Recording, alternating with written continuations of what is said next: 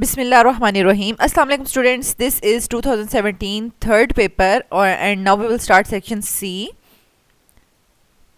Question number 3b. Carbon dioxide is a gas while silicon dioxide is a solid at room temperature. Give reason. तो students ये already repeat हो रहा है question. Next question number 4a. How can you differentiate between primary secondary and tertiary alcohols. इसमें आपने Lucas test से इनको differentiate करना है, ये भी रिपीट हो रहा है. नेक्स्ट आपके पास आ जाता है क्वेश्चन नंबर 4b. ये स्लाइड चेंज के साथ है. Right IUPAC name of the following. अब आपसे किसी भी जो ऑर्गेनिक कंपाउंड्स हैं या कोऑर्डिनेशन कंपाउंड्स हैं उनके नॉमेनक्लेचर पूछे जा सकते हैं. तो यहाँ पर ये ऑर्गेनिक कंपाउंड्स के स्ट्रक्चर्स ड्रॉ हुए हैं और आपने इनका नॉमेनक्लेचर लिखना है. ठीक है, तो फर्स्ट वाले को देखते हैं. फर्स्ट वाले में देखिए हमारे पास नाइट्रो के साथ फिनोल का कोई भी स्पेशल नेम नहीं है. ठीक है, लेकिन जो है वो OH के साथ फिनोल है और COOH के साथ बेंजोइक एसिड है. तो अब अगर हम प्रायोरिटी ऑर्डर लिस्ट देखें तो उसमें हमारे पास जो हमारे पास ये है कार्बोक्सिलिक एसिड, इसको हाईएस्ट प्रायोरिटी है. ठीक है, तो इस वजह से हम इसको मेन पेरेंट जो है वो चेन कंसिडर करेंगे, मेन पेरेंट नेम कंसिडर करेंगे.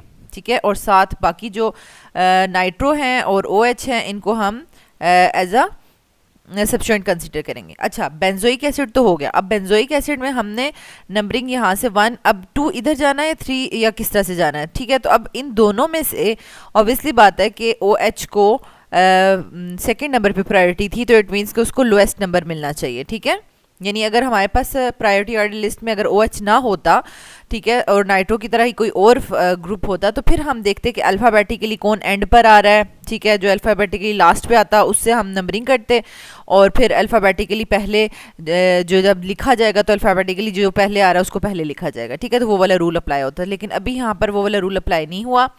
यहाँ पर जो है वो रूल अप्लाई हुआ है कि इन दोनों में से किसको फर्स्ट प्रायोरिटी है, इसको फर्स्ट है और सेकेंड जो है वो इसको है. ठीक है, तो इस वजह से इसका नाम क्या हमने रखा है 3 हाइड्रोक्सी, क्योंकि H जो है वो अल्फ़ाबेटिकली H पहले आता है N बाद में आता है. ठीक है, 3 हाइड्रोक्सी 5 नाइट्रो बेंजोइक एसिड. ठीक हो गया. नेक्स्ट आप देख लें, अगर आपको इस तरह से कंडेंस फॉर्म में अगर कुछ दिया जाए तो आप उसको थोड़ा सा ओपन करके भी लिख सकते हैं. ठीक है, पहले देख लें. अब C6H5 का मतलब है कि यहाँ पर आपके पास बेंजीन के जो है वो 3 रिंग्स अटैच हुए हैं. ठीक है, 3 रिंग्स अटैच हुए हैं, तो इसका तो सिंपल सा नेम है, आप सिंपल इसको कह सकते हैं ट्राइफिनाइल मीथेन. ठीक है, ट्राइफिनाइल मीथेन. अच्छा, अब यहाँ पर आ जाए. अब जो हेलोजेंस हैं उनके साथ तो बेंजीन का कोई स्पेशल नेम नहीं है, लेकिन NH2 के साथ एनिलीन है, तो now we will consider it the main. ठीक है, एनिलीन को मेन कंसिडर करेंगे. अच्छा, अब हमने देखना है कि हमने नंबरिंग कहाँ से स्टार्ट करनी है.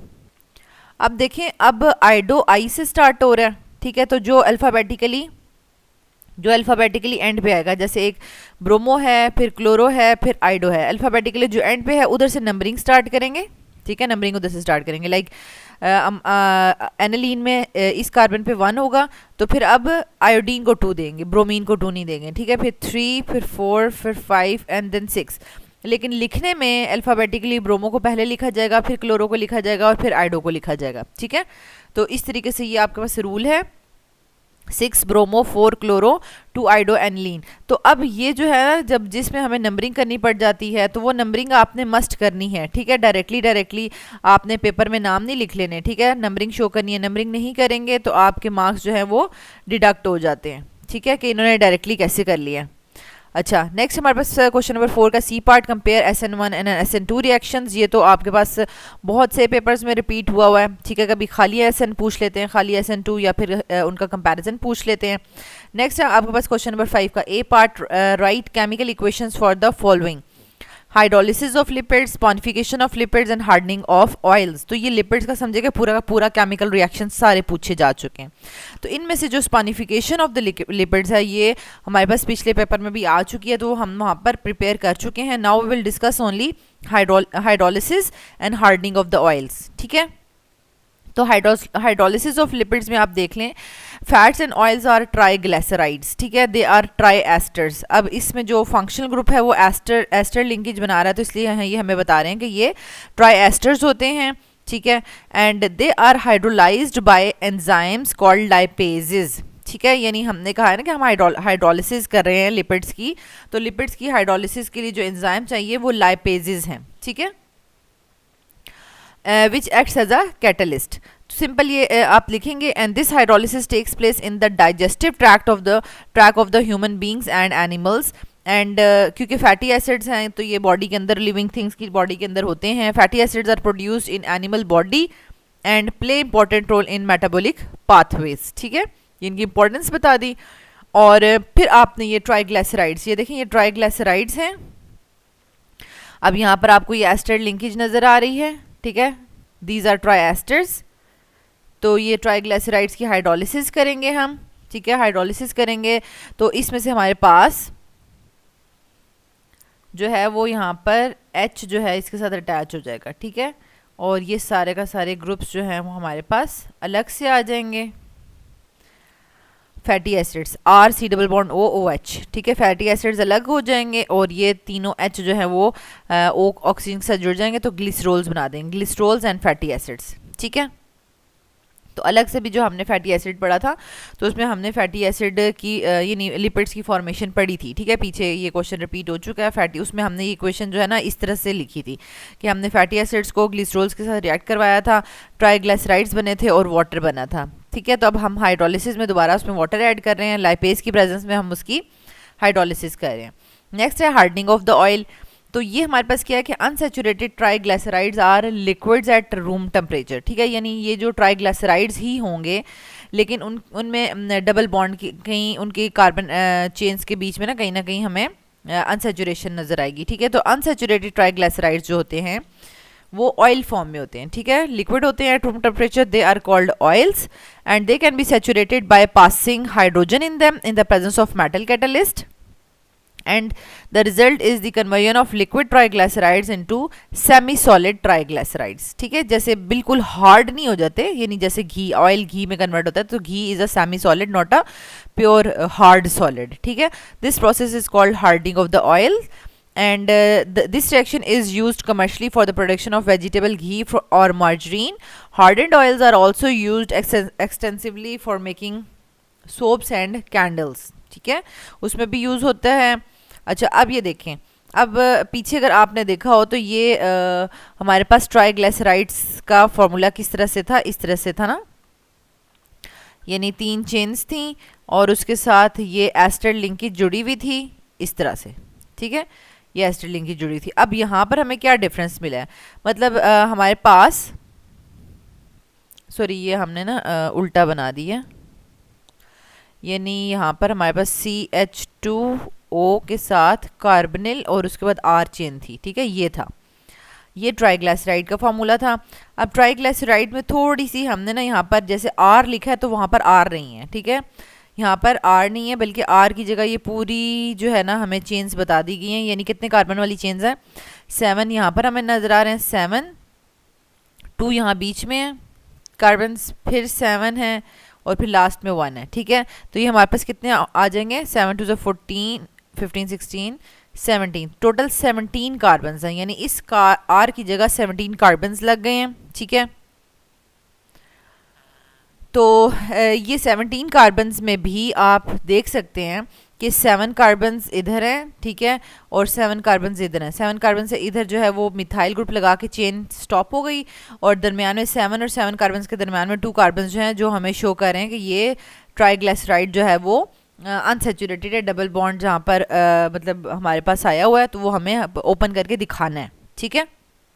बाकी तो आपको पता है CH2 इसी तरह से चेन्स जा रही हैं, 7 की चेन्स जा रही हैं, तो उसको हमने थोड़ा सा कंडेंस फॉर्म में लिखा है ताकि हमें इसको फॉर्मूला को पेपर में लिखने के लिए आसानी हो जाए। तो इसका नाम है ग्लिसरोल ट्राइओलिएट और ये ऑयल है, तो ये ग्लिसराइल ट्राइस्टीरिएट, ठीक है, स्टीरेट ट्राइस्टीरेट फैट है। तो ये इनके नेम्स भी आपने याद रखने हैं। ये हाइड्रोजन 3 हाइड्रोजन मॉलिक्यूल्स आप ऐड कर रहे हैं इन द प्रेजेंस ऑफ निकल, ठीक है, हाइड्रोजनेशन का प्रोसेस आपने पहले ये रिएक्शन किया हुआ है, तो सिंपल क्या होगा कि एक हाइड्रोजन इधर ऐड हो जाएगा, एक इधर ऐड हो जाएगा। तो अब इन पूरे जो है आप इनको 17 कार्बन्स को कैसे लिख सकते हैं कि ये देखें 16 CH2 की फॉर्म में लिखेंगे 16 और एक इनके साथ ये बाहर CH3 जो है इस चेन को एंड कर रहा होगा, ठीक है। नेक्स्ट हमारे पास आ जाता है क्वेश्चन नंबर 5 का C part, write a note on acid rain and its effects on the environment and destruction of ozone by CFCs। तो एसिड रेन और उसके इफेक्ट्स तो हम बहुत डिटेल से डिस्कस कर चुके हैं। Now we will discuss destruction of ozone by CFCs। ठीक है, तो CFCs हमारे पास क्लोरोफ्लोरोकार्बन्स होते हैं। तो ये बहुत ही इजी है, बस इसकी इक्वेशंस आपने याद रखनी है प्रॉपर, जो इसके 3 to 4 पॉइंट्स हैं वो लिखेंगे तो आपके फुल मार्क्स आ जाएंगे। ठीक है, तो इनको हम क्या कहते हैं, फ्लोरोक्लोरोकार्बन्स। ठीक है, यानी this is fluoro, this is chloro and this is carbons. ठीक है, फ्लोरोक्लोरोकार्बन्स आर द फ्लोरोक्लोरोमीथेन्स। ठीक है, अगर प्रॉपरली देखा जाए तो ये फ्लोरोक्लोरोमीथेन्स होते हैं। लाइक इनके नेम्स होते हैं फ्रियॉन 1 और उसमें 1 फ्लोरीन और 3 क्लोरीन होते हैं, और फ्रियॉन 2 में 2 फ्लोरीन और 2 क्लोरीन होंगे एक कार्बन के साथ। ठीक है, fluorochloromethanes are also called as carbons are also called as fluorochloromethanes. These are chemically inert and hence do not react with the substances। यानी अब क्या होता है कि ये जो हमारी इन्वायरमेंट में होते हैं ना, अगर ये गैसेस रिलीज भी हो जाएं तो ये यहाँ पर किसी से रिएक्ट नहीं करेंगी, लेकिन जब ये इन्वायरमेंट में एटमॉस्फेयर में ऊपर ट्रैवल करती जाती है ट्रैवल करती जाती है, तो वहाँ पर जाकर जहाँ पर ओजोन होती है, स्ट्रेटोस्फीयर होती है, अगर ये वहाँ पहुँच जाएँ तो वहाँ प्रॉब्लम है, क्योंकि स्ट्रेटोस्फीयर में यूवी रेडिएशन एब्जॉर्ब हो रही होती हैं, और वहाँ पे जाके जब इनका बॉन्ड ब्रेक करता है ये टूटते हैं और रेडिकल्स में कन्वर्ट होते हैं, तो ये फिर फर्दर रेडिकल्स जो है वो फिर रिएक्टिव हो जाते हैं और वो ओजोन को डिस्ट्रॉय करते हैं। तो वैसे normally they are chemically inert and do not react with the substances, and इनको हम नॉर्मली यूज़ करते हैं रेफ्रिजरेंट्स में, फायर फाइटिंग रिएजेंट्स में, and solvents for cleaning electronic equipments. ठीक है, और ड्यूरिंग दीज यूजेस ये इन्वायरमेंट में रिलीज हो जाते हैं। ठीक है, और फिर एटमॉस्फेयर में ये इनकी प्रेजेंस जो है वो ओजोन को डिस्ट्रॉय करती है। How CFCs destroys ozone? When they enter stratosphere, they absorb ultraviolet solar radiations and get broken into the free atomic chlorine। ठीक है, this atomic chlorine decomposes ozone into oxygen। ठीक है, अब ये किस तरह से करेगी वो हम रिएक्शन भी लिखेंगे। This reaction damage the ozone layer। अब ये आपने बहुत अच्छे से इनकी जो है प्रैक्टिस करनी है कि ये क्लोरोफ्लोरोकार्बन्स हैं, यूवी रेडिएशंस जो हैं अल्ट्रावायलेट, यानी ये रेडिएशंस को शो कर रहा है, दिस इज रेडिएशन। ठीक है, अल्ट्रावायलेट रेडिएशंस को ये एब्जॉर्ब करता है, तो इसका एक रेडिकल जो है वो रिलीज हो जाता है, और बाकी का पूरा जो है ये हमारे पास जो रिमेनिंग मॉलिक्यूल है वो भी अनदर रेडिकल में कन्वर्ट हो जाता है। ठीक है, तो क्योंकि इसके बॉन्ड्स इस तरह से टूट रहे हैं ना, मतलब अगर हम इसको इस तरह से देखें, ठीक है, यहाँ पर हम 2 फ्लोरीन लगा लेते हैं और यहाँ पर 2 क्लोरीन लगा लेते हैं, तो ये वाला बॉन्ड अगर टूटेगा तो ये हाफ इधर चला जाएगा और हाफ इसके पास चला जाएगा। ठीक है, तो ये आपके पास C डॉट और उसके साथ F2 और Cl में कन्वर्ट हो जाएगा, और दूसरा भी Cl डॉट में कन्वर्ट हो जाएगा। ठीक है, तो अब ये जो हमारे पास क्लोरीन का रेडिकल आ गया, ये ऑक्सीजन के साथ मिलके ClO रेडिकल बना देगा और ऑक्सीजन मॉलिक्यूल रिलीज हो जाएगा। फिर ये ClO radical further another ozone molecule के साथ रिएक्ट करेगा और उसको फिर अनदर यानी 2 ऑक्सीजन के मॉलिक्यूल्स बन जाएंगे। ठीक है, और एक और क्लोरीन रेडिकल बन जाएगा।